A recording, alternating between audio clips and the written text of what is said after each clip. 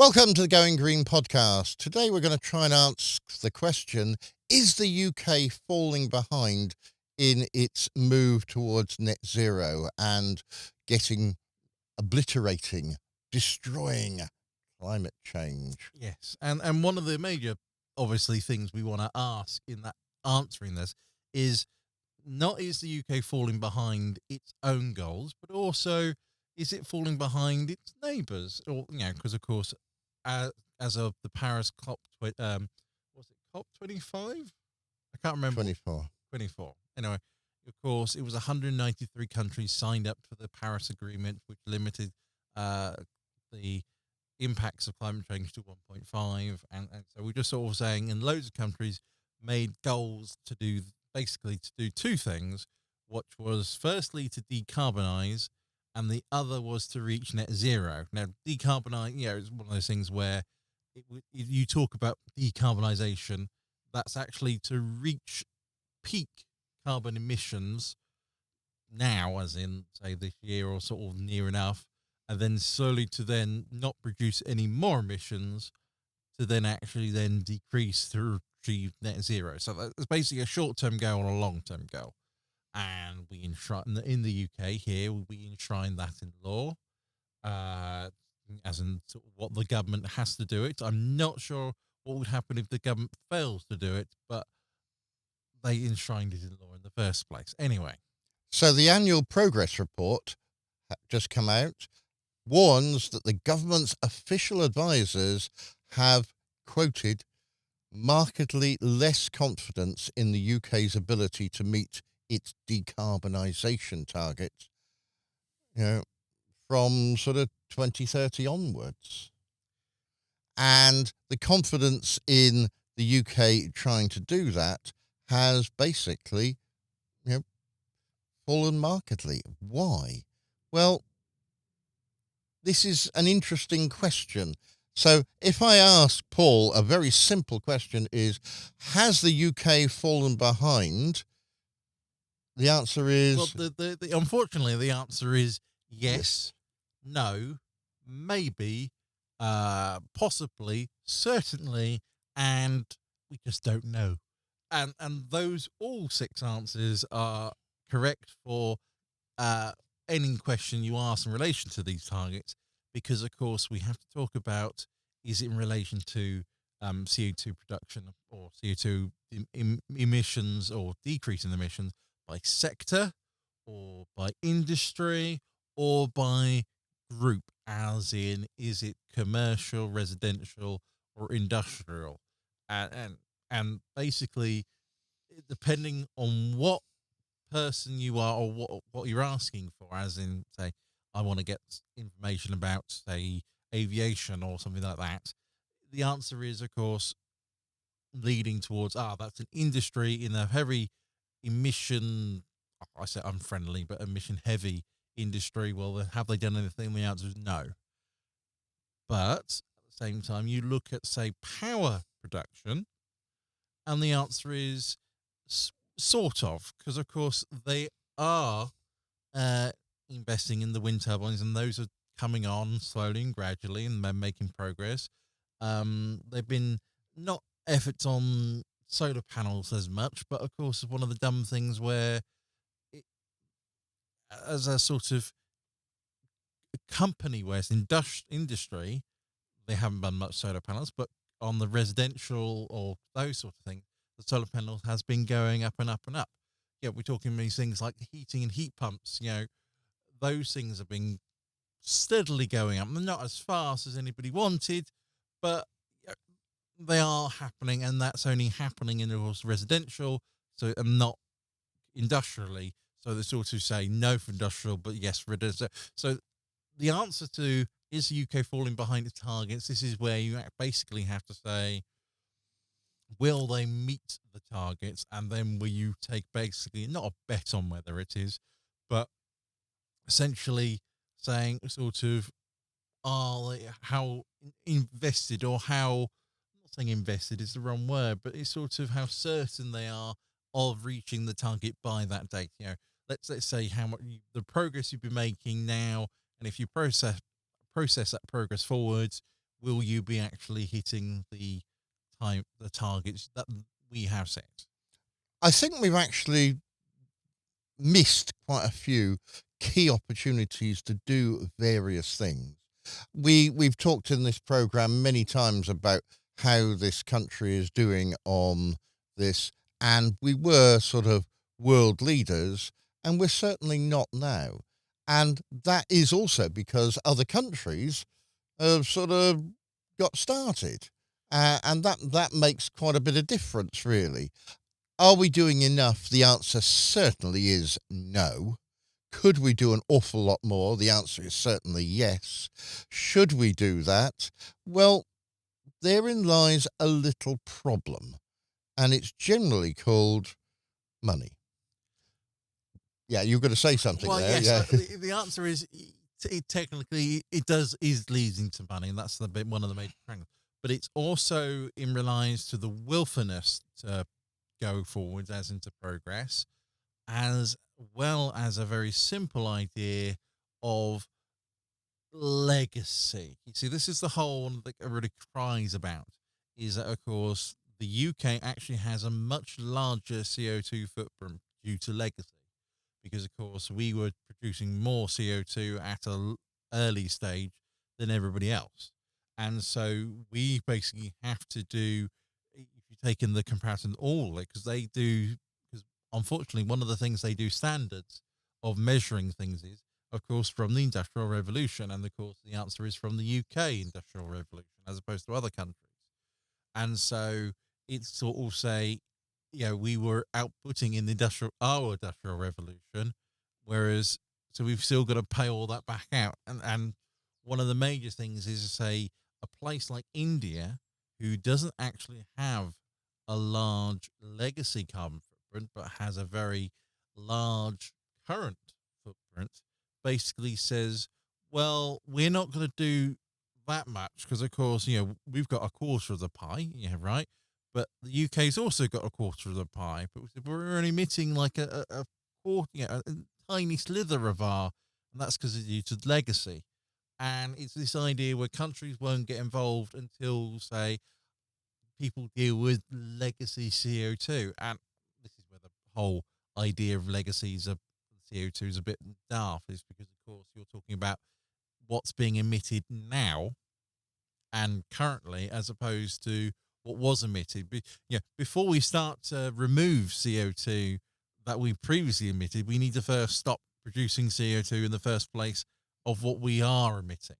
So, that's always one of the boring things they complain and say about this, but that's an idea and sort of part of the issue and problems of all this thing in relation to, are we getting enough funding to do this?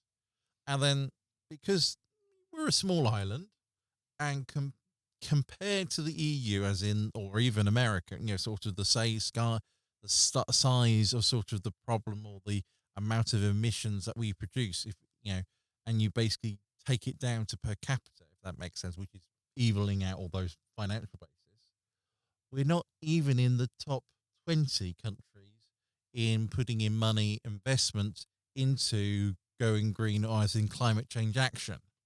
We're in the top 25, but the answer is because we're not investing much as, say, America, Europe combined, which is one of those hilarious things where you have to take Europe combined and then you take out Europe as a separate category and then say, well, China's investing heavily. You've got India doing the same.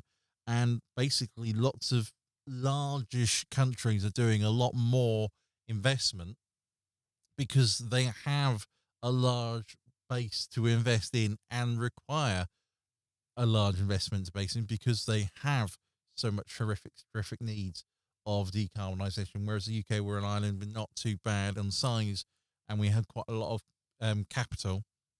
So we're actually doing quite well in that regard. But in regards to effort, we aren't doing so well because, well, we put in a little bit of effort because we're a little country. But you say America with their lovely infrastructure bill that was signed last year, I think, pledged sort of 40 billion in green eco, I say cash incentives, tax incentives, all sorts of things. Whereas, of course, we only put say 500 million. The 4 billion is a lot bigger than only 500 million. You can Yeah. sort of see that's the scale of the problem. So I suppose we've lost our global leadership. We were COP president, and we're not even now a member of the EU. So we lose some of those positions. But basically, what we've got to do, regardless of everything else, is we've got to try to get to net zero. And we've got to do our bit to try and help in global net zero. And we are struggling to attract here investment, businesses. And one of the problems that you've got is companies want to make a profit and they don't necessarily want to plough their money, their profit, into going green because, well, are they going to see enough return on their investment? We haven't got enough climate leadership at the moment. And perhaps this is where we really need to sort of take some decisions from a government here to actually say, right, we are going to do this and we're going to do these things.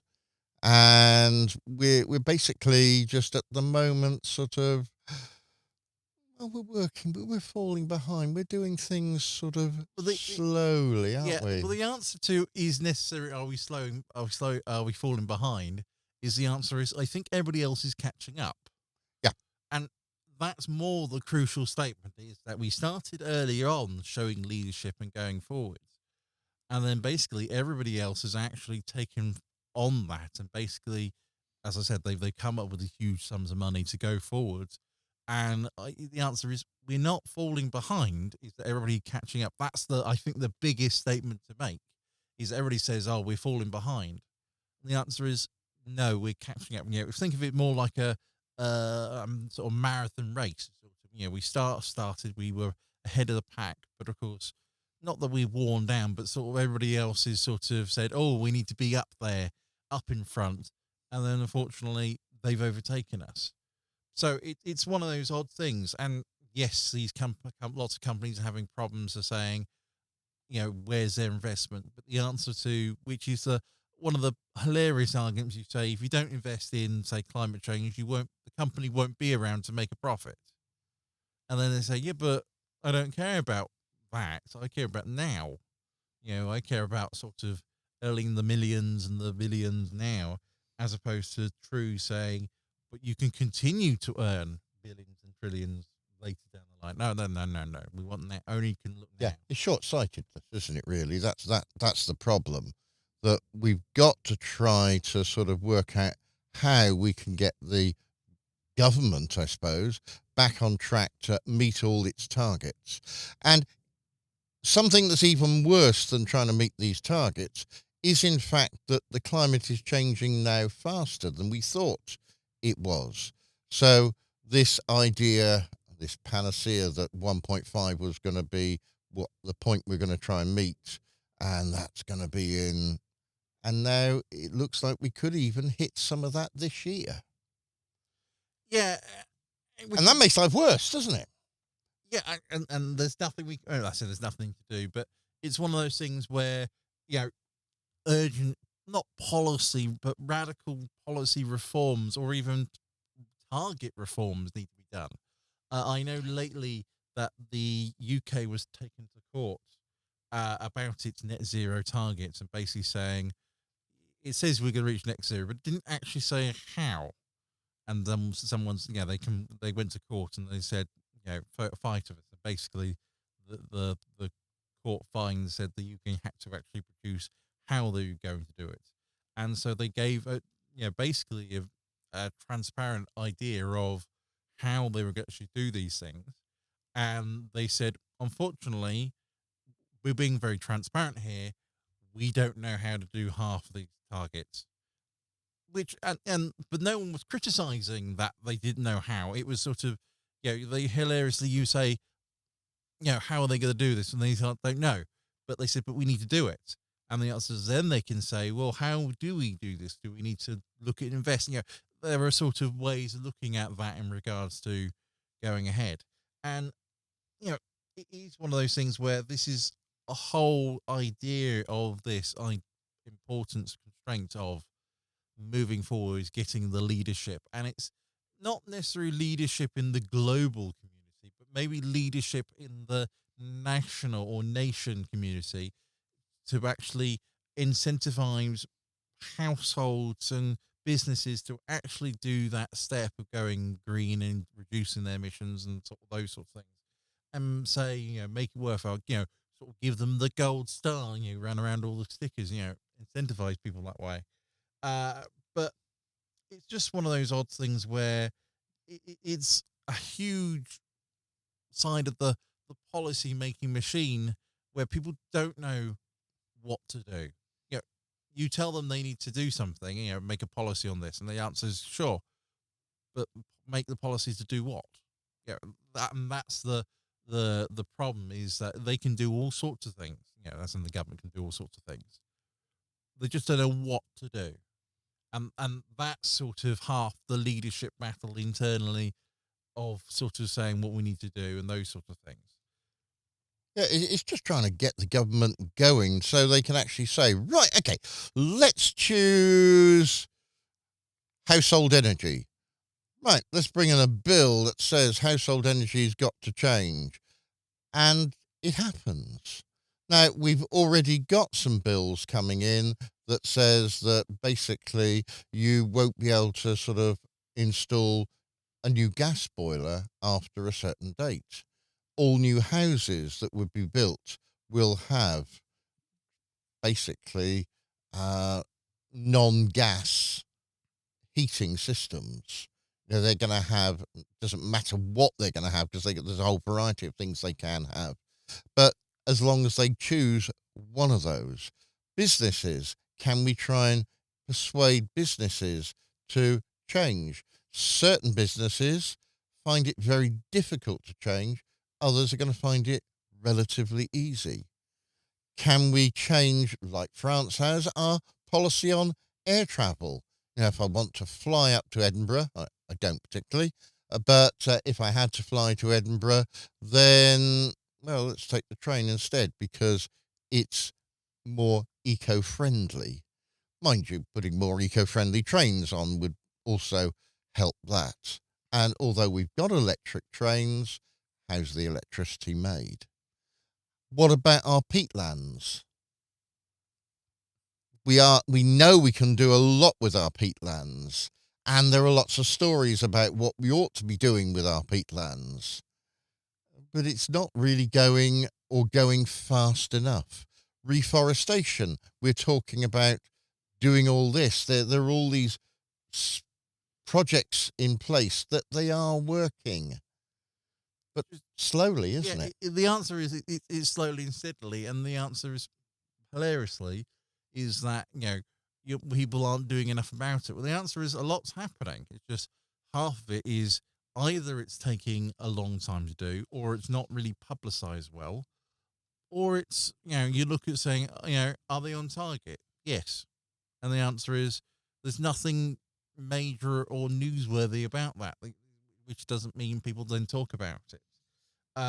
We're talking, say, as you say, yeah, planes, planes replacing trains with planes. Trains replacing planes, Paul. Yes, I'll get it right the right way. And the answer to that is, that was a big policy in France, right? Great, wonderful.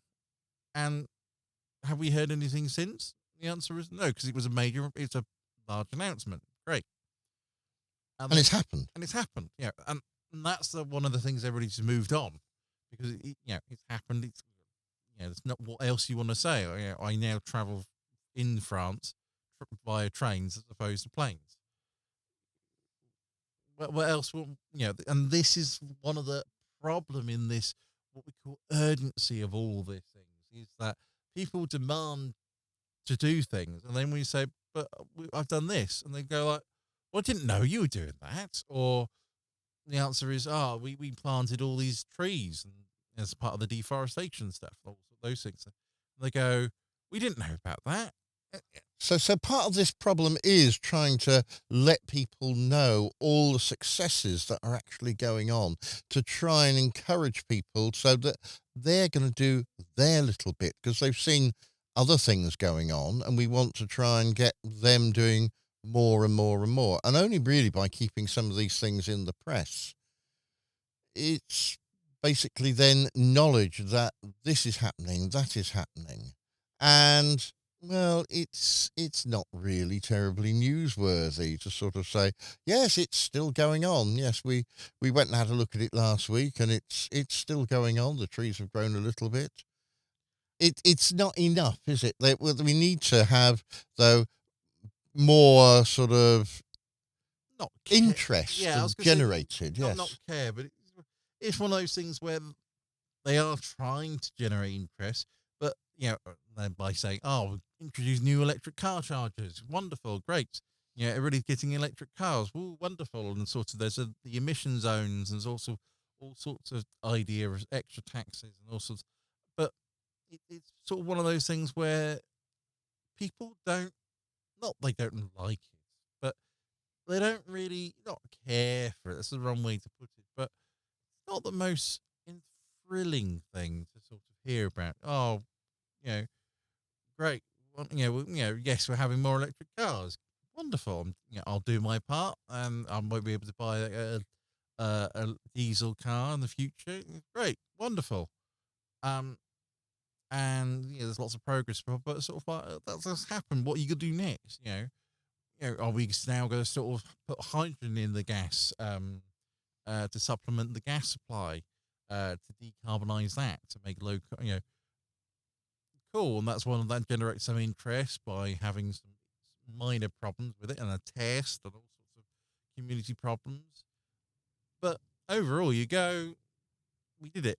Hooray. We now have hydrogen in the system. And with people Yeah. it's just mundane. It just people lives in saying, "Oh, I've just got hydrogen in my taps." There's no, "Oh, I've got hydrogen in my tanks." And it's this idea also in relation to the idea these heat pumps that the government trying to release and get into people's homes to replace boilers.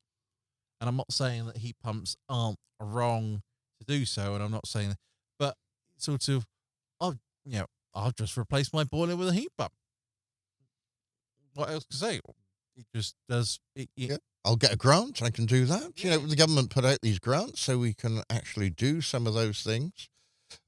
And as people sort of gradually oh, my boiler's getting a bit old, and I'll get a new one. Oh, no, I can't have a new one. All right, I'll go for one of these fandangled heat pumps. And slowly, gradually, things happen. So the government seem to think at the moment we are still a world leader on net zero.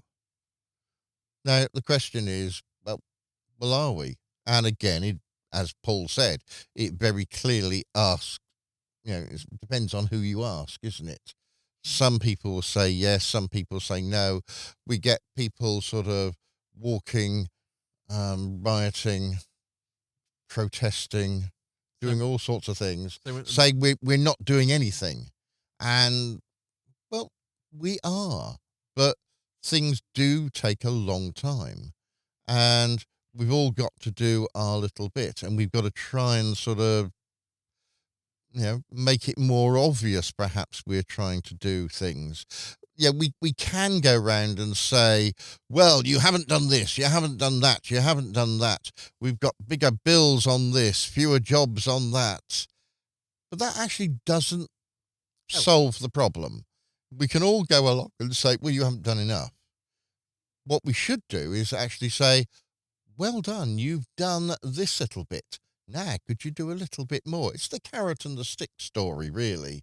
If I want my students to do well, do I shout at them and say you've done appallingly? Or do I try to encourage them? And I've always found that a little bit of encouragement goes an awful long way. You've done a little bit, well done.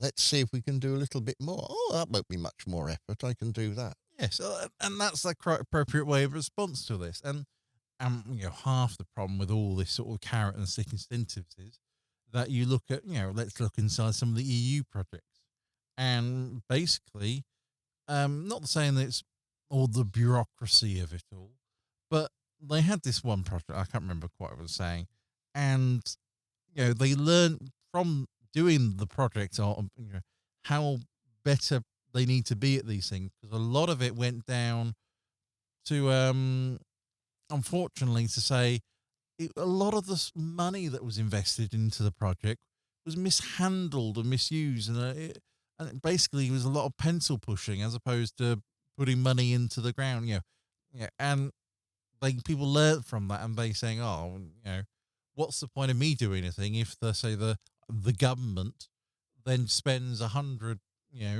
whatevers on some pencils that says they're doing stuff? Was that worth it? And then what's worth me doing it? And it's to show that sort of not the mishandling of things, but sort of the better efficiency of uses and sort of getting around all those things of saying, right, let's stop mishandling it. Let's actually get the correct contractor instead of hiring someone whose mate's friend said he'll do it for tuppence, and then we have to spend double trying to repair his tuppence work. And it's those sort of things which are struggling, and and unfortunately, those aren't really exciting to hear.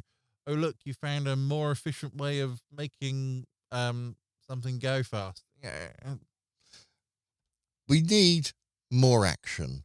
What basically is holding back business is having clear messages from the government, clear plans. If you talk to most people in the street about what the plans are at the moment, they haven't got a clue. They didn't even know there were any plans to do anything. I talk to people about sort of cars, and well, yeah, I'm just going to carry on with my car, and yeah, I'll buy a new one, but you won't be able to buy that sort of car soon. Won't I? Hmm. And you want to replace your boiler. You're going to buy a new gas boiler. Oh, they don't do them anymore. Oh, how can I cope? Isn't there anything on the market I can use? And yeah, there are, but it's not getting out. And this is where I feel the government are missing the major trick of putting this message out and saying, this is what we're doing, this is what we've done, this plan, this is that plan, and keep at it really, and getting businesses to invest more and more money in there, because that's what we need. And in fact, if businesses do invest money in here, they're going to see large returns later on. And that's what businesses want.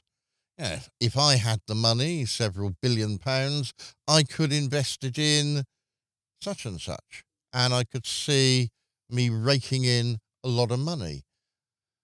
If you're a large oil company, you've made terrific profits, and trying to persuade them to sort of invest that rather than give them, as they have been doing, to their shareholders, um, that's important. But also, it's important that the shareholders also get some money as well.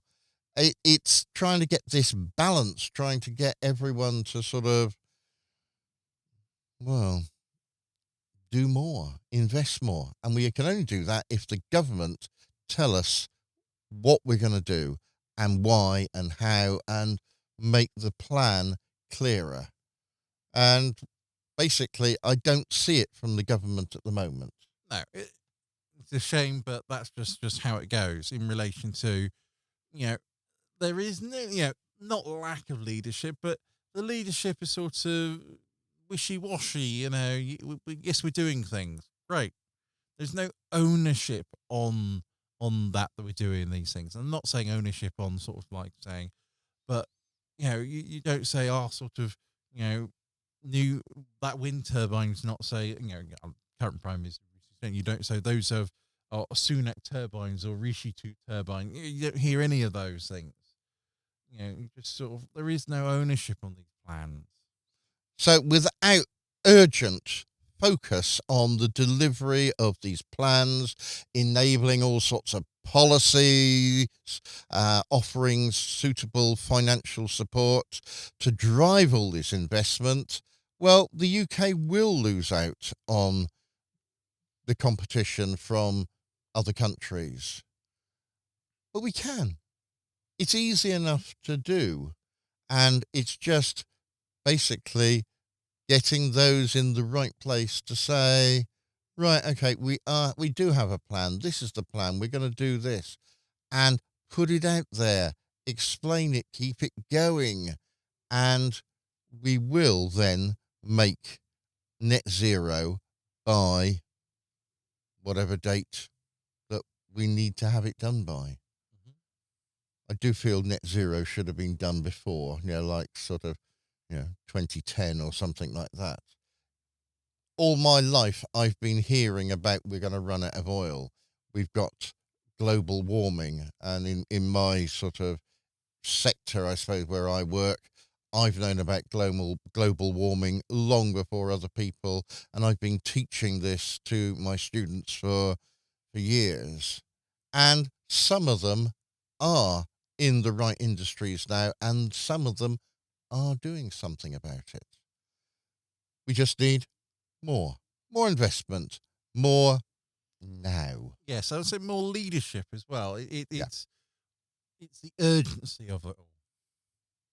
You've been listening to the Going Green podcast, looking at, are we a global leader anymore in climate change?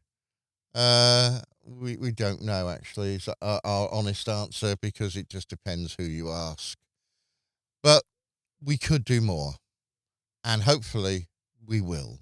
We'll be back next time with the Going Green podcast, looking at another aspect of going green. Until then, it's goodbye from me. And a goodbye from me. Bye bye. Bye.